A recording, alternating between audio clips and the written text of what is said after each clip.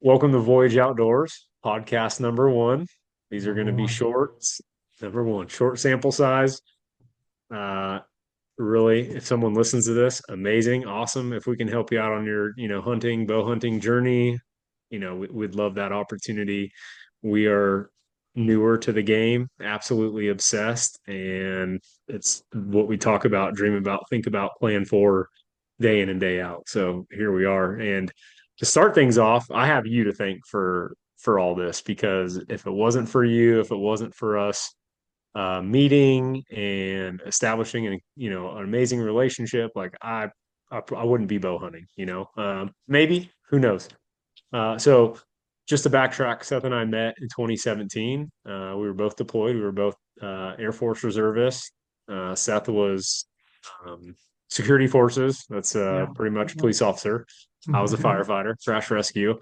And I think our first initial interaction was at a entry control point, maybe going down to the flight line or something. And somehow I think words so. were exchanged. You mentioned you're from Missouri and a hunter. And I was like, man, as I was driving away, like we got to talk, and ended up Yeah. through kind of, having opportunities to play some sports on our vacation deployment. Yeah. We got No to know worries. each other really well. And since then, we've pretty much been like best friends ever since.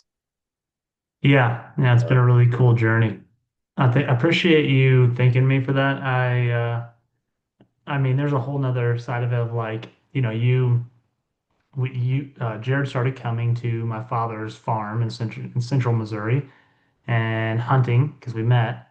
And it like I was hunting seriously, or not seriously bow hunting, but bow hunting, and then it took it to another level, and then we decided to do the out west thing, and which we can talk about like a little bit of like you just got to kind of go and commit to out west, yeah, even to we can talk about depending on how much money you have in your account or how much resources you have or time off, but yeah, we just committed to a western hunt and it thankfully just through your, Abbott, now a mutual yeah, friend, and yeah, he allowed us the opportunity to join him, and we didn't know yeah. diddly squat what we were doing out No, we there, didn't but know. we learned quick. We got in animals in day Yeah, one, and it was like, what do we do now? yeah.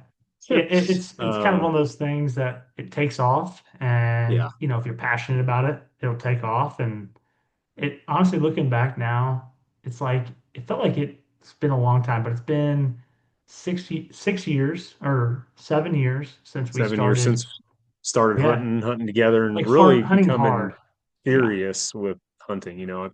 I'm from Southern California. I grew up in the concrete jungle shooting, pigeons and whatever else with my BB gun in my backyard. And Mhm.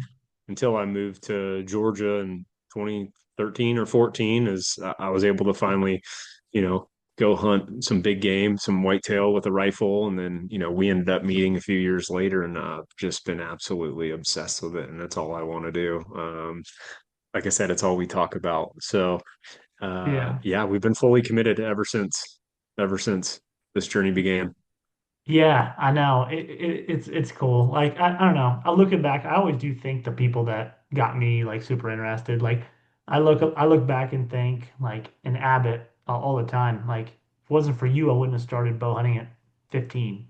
And then if it wasn't for you, like 15 till however old I was when we met, it's like I wasn't taking it seriously, and then like you were like you came in like I'm ready to do this, and I was like, well, I'm just kind of doing it here and there, bow hunting from whitetail, killed one, two, three deer, and here and there, maybe a little rifle, and yeah, just took it to another like it is our entire life, which for anybody that's really, I mean, anybody that listens to a podcast about whitetail hunting, they're deep into archery hunting, getting, and then there's a lot of people that are into archery and whitetail and they've never been out west. I get questions all the time about going out west, so I think it will be It's a dream. interesting to It's a talk about dream it. hunt, and Oh, obviously logistics are the biggest factor. But if you can get a week, 7 days off, that's plenty of time to scout for a few days, and have at least an opportunity, if not a couple, in that time period. And yeah, the planning is year round for those big, even at any out of state hunt. It's just you planning, you putting in for the draw in multiple states, and you do, just like with anything in life, you have to be successful, you have to be fully invested in it. And yeah, people are going to get lucky, going out during the Yeah. rut and certain times of the year, but especially the western hunting and even the bigger, whitetail states where our time's limited, where we can only maybe get out a couple times a year. It's like we're all in on those things too, And Yeah. again, Yeah. I'm really thankful that our journeys cross paths, and Me too. here we are today, talking about hunting and our goals and our future and past success, and yeah, just along for the ride. Yeah, no, I'm super grateful because like I don't know another thing that I could like consume my life and be a passion and be something that like drives me that could be better for me, like there could be so many other things, which there are some good things in life you can be obsessed with, but I'm so grateful that you came in and I'm obsessed with this and we love it and we get to do it and we get to talk about it. I'm obsessed with my brother, finding love in it. That's a connect, it's always a connection point. It's a sense of belonging and like a nice connection with the people that love it. And so it's the best thing that's ever happened to me for sure. And I think we Especially if do, they're on yeah, the same level as you, with the commitment and the dedication, and how you're really to just, man, the woods, nature, being outside in those yeah, environments, it's something. yeah, You can't describe the feeling, you can't no, describe the scenarios and the situations that play out. It's just the complete package of, yeah, this primal instinct and honing in on your skills and your equipment and your tools, and just being successful chasing these creatures hmm that are hunted by humans, by other animals, and they live in the craziest places at times. And to go kill those with the bow, man, hmm, it's it is it. but It yeah, is it. I mean, there's always a couple things I always say is like, one, it's really, people don't realize, even, deer hunters, sorry, not people, deer hunters do not realize, because I think we see a lot of people killing deer. We see a lot of people killing deer with bows, big deer. It is very, very difficult to shoot a buck with your bow. It is very difficult. Like you got to think about you have a target that's this big and you have a bow and arrow and you're in a tree, sometimes most of the time in a saddle. It is just so difficult. Like it's just like the most difficult thing there could possibly be is swinging around a tree and trying to put an arrow through a deer in the most perfect spot or an elk or a mule deer. It's very difficult. And so it's just so cool to like get out there and get close and connect. And oh, it's the best thing in the world. There's no better Man, feeling and you can't describe well, it, yeah, there's no better feeling, especially when everything aligns and it's like the wind in your favor, and there's just so many variables. Hunting is the biggest, hmm especially with a bow and arrow. It's the biggest chess match, and like, that it makes a move, you make a move in this game of really everything aligning to Yeah. for it to work Yeah. out with your bow and arrow. And thankfully with the technology these days, we can, get out and do some further shots, For sure. at these crazy elevations. But yeah, a lot has to align, especially for these bigger, smarter, mature deer, which I'm still trying to figure out and chase, because I don't have the answers with them. No. Yeah. I would like to say like, like hunting your home state is, in like whatever state anybody's in. I'm in Missouri, you're now in Arkansas. Like, hunting animals is like so much fun. Bow hunting, whitetail, or wherever you're from, the animal you're in. Well, for us, I would say just the whitetail and eastern guys, like it's so much fun to hunt our state, try to hunt whitetail. But the second like you step out of your current state and go out west for anything, turkey, mule deer, elk, it's like another world out there. It's another hunt. It's like so it pulls you in, and you do have to be very committed because it's not because every Eastern guy or everybody that hunts in the east of Kansas or so on of whitetail world knows like the over-the-counter states and the states that are draw. But like that west, you have to track like so many details to get a tag. Like there's a lot of details to make sure you There is plan. now. Hmm. Yeah, there is now. There's a lot of No more over the details. counter tags, really. I mean, there's some for rifle and stuff, but yeah.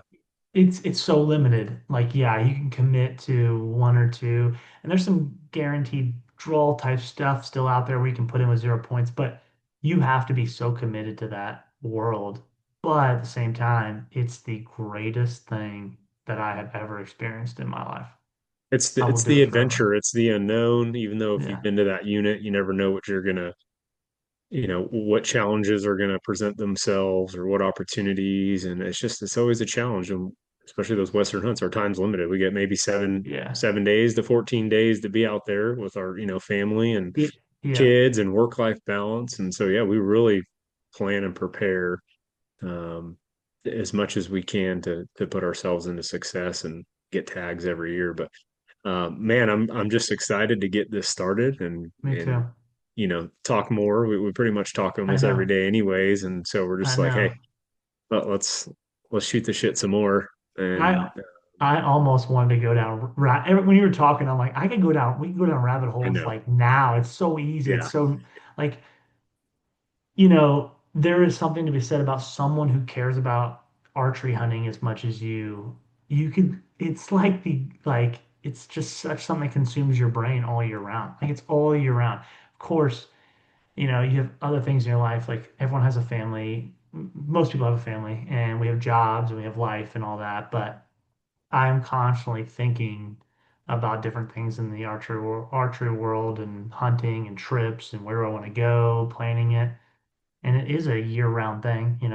Right now it's yeah. tag season, but anyways, I just wanted to say that it is something that just consumes our year. So I love it. So let's just kind of wrap this first one up. But asking, I guess, a question for both of us is in the last 7 years of being a newer dedicated hunter, someone that's fully committed to your craft, to trying to be successful and fill your tags every year. And, I would say a good mature 130, killing 130-inch deer every year. Like what do you attribute your success to being consistent year after year? Because I don't know a whole lot of people that do what we do. I know a handful of guys, and especially for someone that's successful and able to kill a mature buck with his bow year after year. What would you say is your biggest factor of setting yourself up for success year after year for a new hunter? Yeah, so well, I know two worlds that I lived. I know a world where I had just a long stint of like not really killing animals and then killing or shooting a bunch of animals with my bow. So it to me it was really simple. It was like I committed to first I committed to like I started loving it and shooting all the time. I started doing all the things, right? Preparation. And then I started going hunting a lot more, right? Putting myself in the woods. And then I started consuming, information on what do I need to do. It was literally just being more committed to understanding everything there is to know, right? You have to be prepared with your bow, and then you have to be prepared to understand the landscape that you hunt, understand more about deer, right? You can listen to so much content on deer and just consume it all. Also, yeah, honestly, it's being consistent. Being consistent with hunting when I have time to hunt, like being wanting to hunt when I have those small windows to hunt, we have small windows, we have limited time, hunting in those windows, and also staying prepared, like with my bow, but also really it's just being out there, like staying after it, being committed to archery hunting. And it's so simplistic for me. It's like, you maximize your time because everyone has limited time, limited vacation.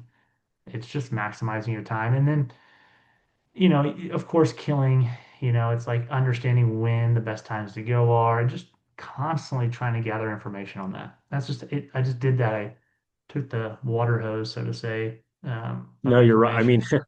I mean, it's I don't, always research and yeah, development. But no, it yeah, really is. yeah, I would say you kind of nailed it all right there as far as what it takes to be successful. For me, yeah. I would What's say yours? all those things.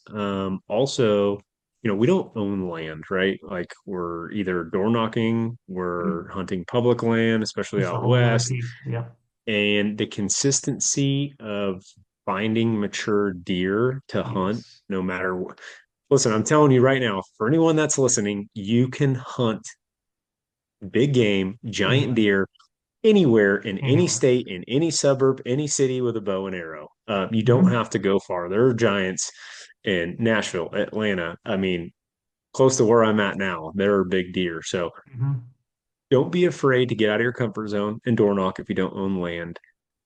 Just find thick areas, find where deer are, and you will have opportunities and at a shooter. I mean, you really will. It may not be the biggest buck, but if you just stay consistent, continue to like hone in on areas that hold animals and get your data, get your resources, and find ways to hunt and be in the woods, you can kill deer every year.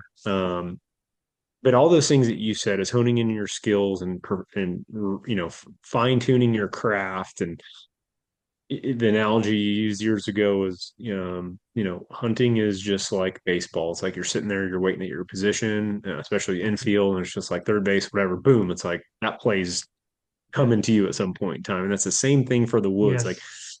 being present is going to be your key to success in the woods, because we have seen it time and time over the years that you may get a 5 to 10 second window at a shooter Yes. and he'll be out of your life. And to bring it So back to baseball, you got to know, is there a guy on second?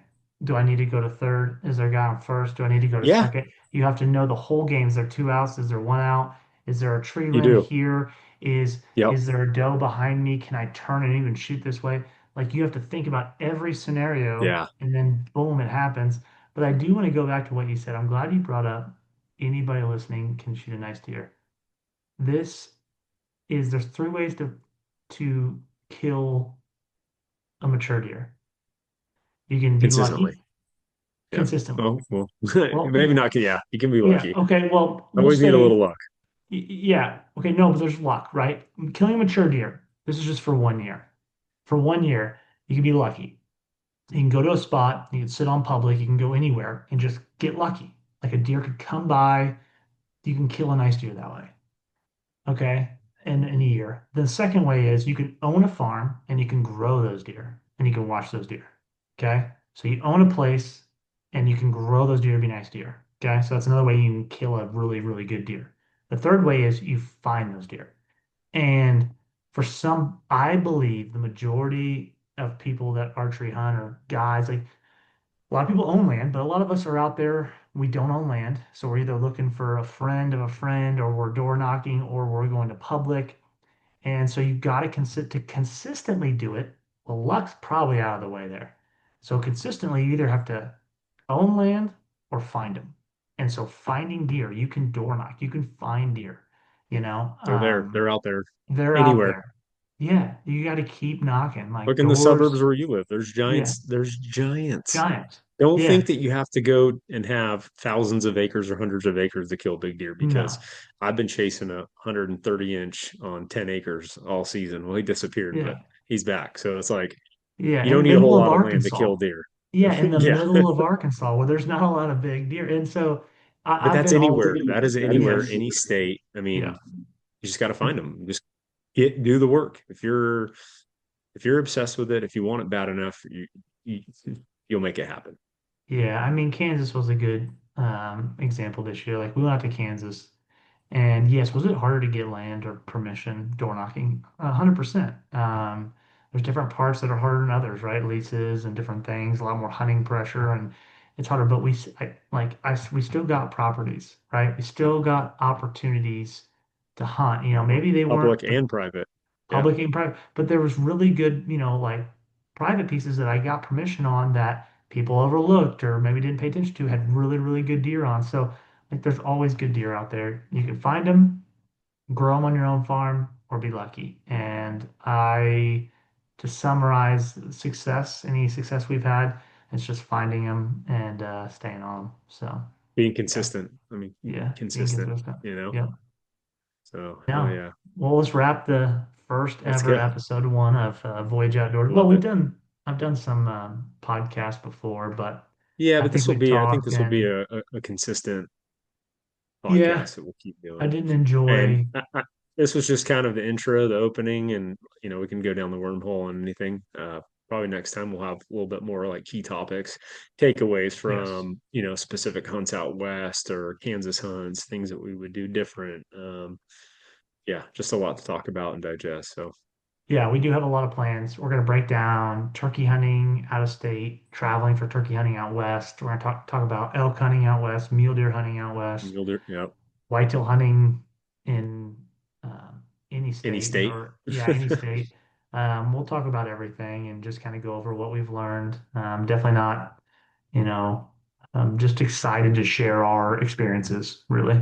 Yeah. So, Well, for us, we haven't been doing it that long. So every yeah, year, every hunt is, and I would say even I could probably say this in the next 30 years, it's like it's always going to be challenging. It's yeah, always going to be difficult. It's always going to be hard. And I think that's, we like doing hard stuff. And so this really drives us to try to be yeah, consistent and be a, better person day after day, a better hunter. And there's just so many good things that come from being ethical, dedicated bow hunter, especially a staying in backcountry shape bow for out hunter. west. Oh my Yeah, gosh. Yeah. yeah, Yeah. staying in And shape for out west go getting gave me a getting reason. in the woods for a week and unfucking yourself, you know, even if you Yeah, don't kill anything, man, it's much needed for most men in the world today. So, agreed, agreed. With no yeah, cell phone service sometimes. man. Yeah. It's Dang, amazing. nothing better. All right, we'll end it here. Thank you, Jared, Awesome. for doing this with me. So I Yeah, man, I'm appreciate it. excited. I'm excited on, our future, and we've had great success. I mean, both of us has pretty much killed a mature deer year after year since we've met, since we Yes, started it's hunting. been, it's We been have, crazy. I mean, thankful. I got a couple on the wall, Yeah, from, your dad's farm when I first started hunting to you giving me the motivation to door knock, killing this buck yeah, on a yeah, small 15-acre parcel. I was chasing a 160 plus out there, but he gave me the opportunity. So I'm not going to pass opportunities, man. Like, yeah. you No, know, no, yeah. It's not hard going to enough. pass them up, but I'm I excited love it. about this. Yeah, me too. This is fun. Yeah, this will be good. Short, to the point. So, well, thanks again, All right, brother. peace. We'll talk soon. Have a good night.